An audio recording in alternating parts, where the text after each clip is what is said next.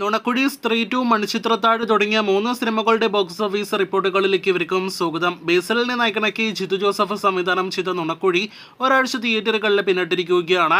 9ാം ദിവസത്തിലേക്ക് എത്തപ്പെടുമ്പോൾ പുതിയ സിനിമകളോടൊപ്പം സിനിമ തിയേറ്ററുകളിൽ അത്ര മികച്ച കളക്ഷൻ നേടിയെടുക്കില്ല എന്നൊരു സൂചനയാണ് ഇന്നത്തെ ട്രാക്കിംഗ് നൽകുന്നത്. ഇന്നലെ ഇതേ സമയം 16 ലക്ഷത്തിന് മുകളിലാണെങ്കിൽ ഇന്ന് 13 ലക്ഷത്തിൽ പരമാണ് ചിത്രത്തിന്റെ കേരള ട്രാക്കിംഗ് ഗ്രോസ്.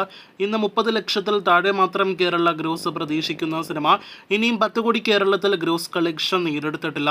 അതേസമയം വേൾഡ് വൈഡ് ഗ്രോസ് ഇന്നത്തോടെ 16 കോടി കടക്കുമെന്ന് പ്രതീക്ഷിക്കുന്നു. സിനിമ നേരത്തെ തന്നെ തിയേറ്ററുകളിൽ വിജയിച്ച സിനിമയാണ്. സ്ത്രീ 2 എന്ന സിനിമയുടെ ഏറ്റവും പുതിയ ഒഫീഷ്യൽ വേൾഡ് വൈഡ് കളക്ഷൻ പതിവ് പോലെ ഇന്നും വന്നിരിക്കുകയാണ്. അത് പ്രകാരം 428 കോടിയിലേക്ക് സിനിമയുടെ വേൾഡ് വൈഡ് ഗ്രോസ് എത്തപ്പെട്ടിരിക്കുകയാണ്. കഴിഞ്ഞ 8 ദിവസങ്ങൾ കൊണ്ട് ഇന്ത്യയിൽ മാത്രം 363 കോടി രൂപയ്ക്ക് മുകളിൽ ഗ്രോസ് കളക്ഷൻ സിനിമ നേടിയെടുത്തിരിക്കുകയാണ്. അതേസമയം 308 കോടി രൂപയ്ക്ക് മുകളിലാണ് Indian net collection. Overseas collection മാത്രം 64 കോടി നേടിയെടുത്ത സിനിമയുടെ ആകെ ബഡ്ജറ്റ് വെറും 60 കോടിയായിരുന്നു. വലിയ വിജയം നേടിയെടുത്ത സിനിമ ശനിയാഴ്ചയോടെ ഇന്നലെ പ്രേക്ഷകരെ അറിയിച്ചതുപോലെ തന്നെ 500 കോടി വേൾഡ് വൈഡ് ഗ്രോസ് കളക്ഷൻ കടക്കുന്നതാണ്.